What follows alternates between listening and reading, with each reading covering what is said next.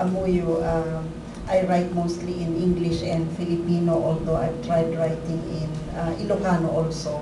But that does not remove my identity as a writer from the Ilocos. Kaya't kumot nga i-acknowledge, tapno handapat nga ipagang ako nga i-acknowledge di tulong di ka-PCT, ay di ka-idak tirabi. Itugod ko dito medyo ano di trabaho tayo isong I sometimes ask his help in preparing speeches like this, but actually this also comes from the bottom of my heart.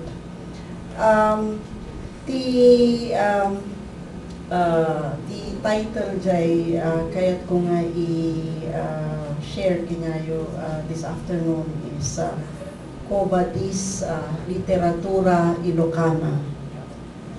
Kaiyan at taga-amyanan, kamanurat, ken kadaraan nga Ilocano. Naimpuswan akablaaw, kada kayo, ken amin tayo, na Italyaw kadaytoy na isang sangayan nga aldaw, dagiti manurat iti amyanan. Dakil unay ti pakidayawan, na imbitaran to'y numuna agsao, ti daytoy atarigno. May papanti kinaasing sangayan ken kinapatig ti pagturungan ti literatura Ilocana, ti may parbeng ken maitutup apapanan na. Iti Latin ti kaitutupan na ket simple laing ngem dakkel kaimudingan na. Covadis Literatura Ilocana.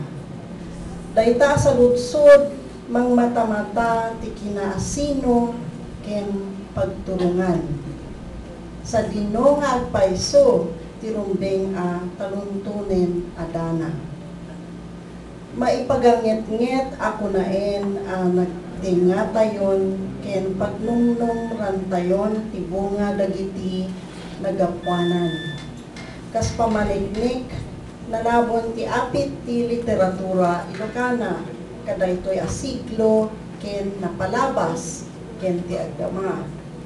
Saan mapagduduan no ibasar ti maimutek-teken kinabaknang dagitoy apatawid.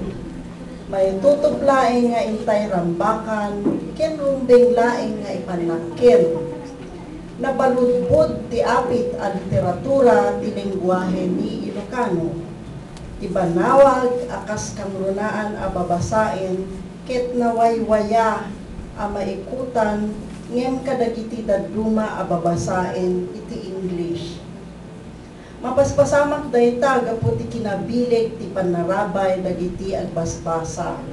Saan akas kadagiti daduma a babasain nga agdaan tinalawa a kineleng ti literatura ti banawag ket saan na akasapulan dagiti politiko amang ibando ti kinaasino da iti akubna ken mangirak-kurak kadagiti nagapuanan da dagiti narway aladawan da akas linaon ti babasain.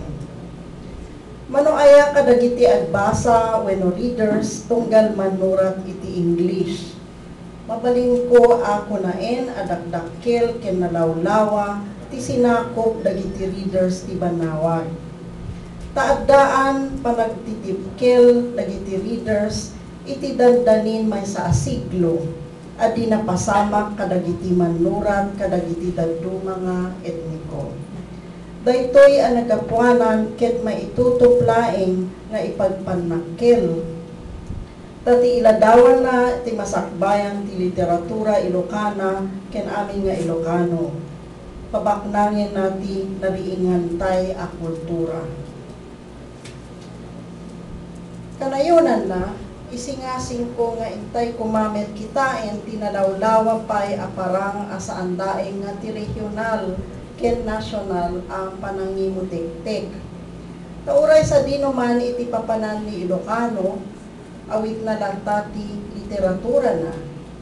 Dayta ti makagapono apay at literatura gisaluyot ket adda iti amin asuli ti lubong nga agnanayon a masursurat ken mabasbasa. dagitoy tinamsek ang nagapuanan.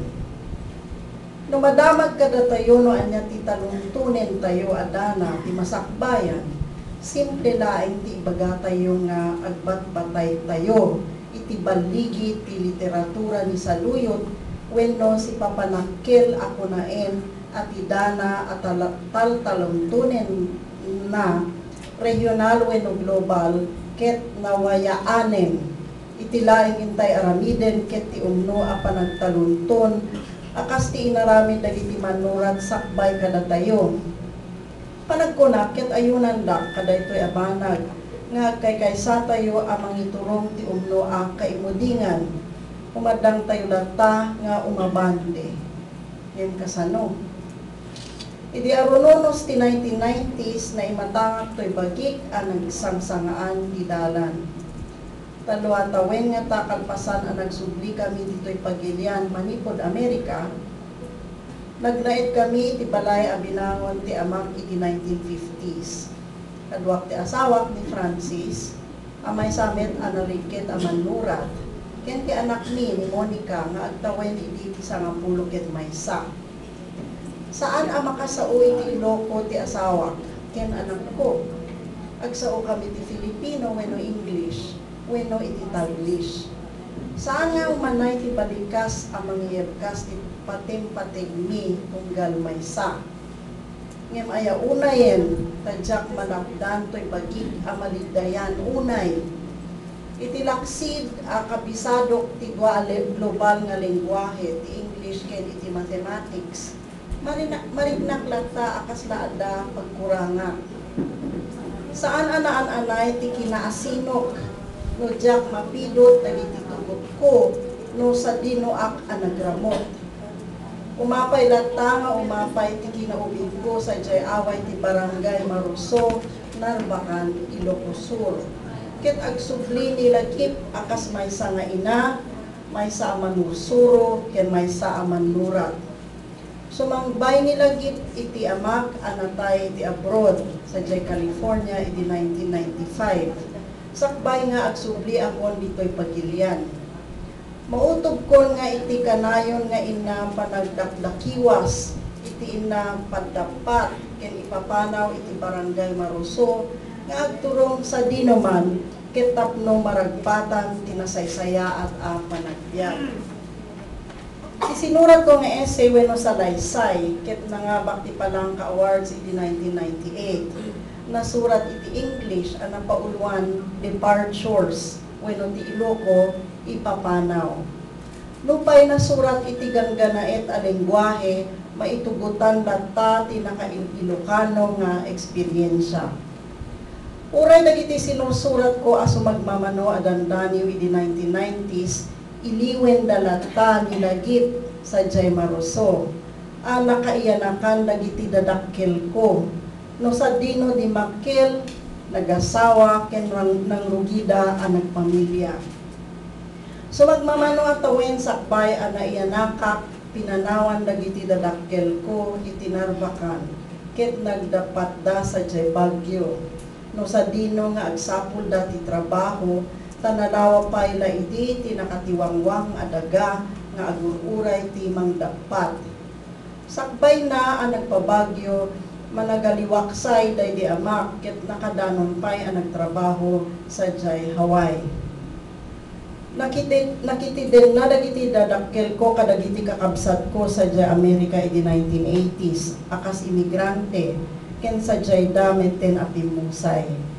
Daytoy apakasalitaan ti panagdapat, tinagtaudak a pamilya, tinanginaw, semak nga agsurat. Imigrasyon wenno panagdapat ket eksperyensya ni Ilocano. Saan laeng nga ditoy anaybayog no diket karaman ti panakapaay na ragragsak ken trahedya. Sigurado ak adagiti daduma asarita anasurat ti kabukudan adila ket addaan dati kasta a tema. Uray dagiti nasurat ti English akas ti gapuanan da Carlos Bulosan wenno F. Shonil Jose ang nakaragpat ti nasyonal ken internasyonal at talaong. Adda literatura Ilocano ti English. Naimatangan tayo ano kasano nga imalatiw dagiti dayta manipod dagiti bakod a regional. Dagiti managbasa a Filipino ket naimatangan da ti Ilocandia babaen kadagiti sinurat da Manuel Argilia ken Edith Tiempo. Saan ko nga isingasing a panawan tayo ti Iloco ket mapantayo amin ti English. Taawanin ti panagsubli. Tati ipapantayo ti English ket kaiyarigan na ti panangiwagat ti naragpatan. Ngem tapno nalawlawa ti panirigan ti Iloco literature kasapulan ti English kasapulan dagiti na ipataros ti lengguwahe a global. Ijantay kumati ag surat para ti bagitay laeng. Ti bukod tay a pagilyan maragpat tayo ti regional ken national at laong babaen ti panagmaster kadagiti lokal a lengguwahe, babaen ti panangipatarus kadagiti aramid ni Ilocano, iti Pangasinense, Ibaloy, wenno Bicol ken dadumapay. Ipadigo tayo, iparanod ti eksperyensya ni Ilocano ti sibubokel a nasyon ken ti lubong. Lagi po kumati no obserba ti foremost scholar of Philippine literature, Resil Mojares. Ako nana, ti rason no apay adi nakadanon ti national artist, dagiti manurat ti lengguwahe regional, ket ti kinaawan ti patarus wenno translation iti English wenno Filipino, dagiti gapuanan da adumanon kadagiti kritiko a mangipaay kumati ebaluasyon. Saan tayo kuman abay bayagin pay daytoy kamanura. Taagsakbay maaros pay dagiti kandidato tayo para ti national artist. Ti panangi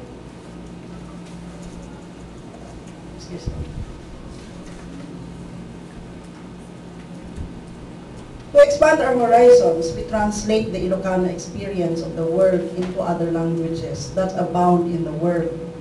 The languages of the world will carry the Ilocano experience of the world to faraway lands. Language will be the way our literature will continue to travel. Kobadis, the way is clear for those who see the need to travel. Kastapay, thank you very much.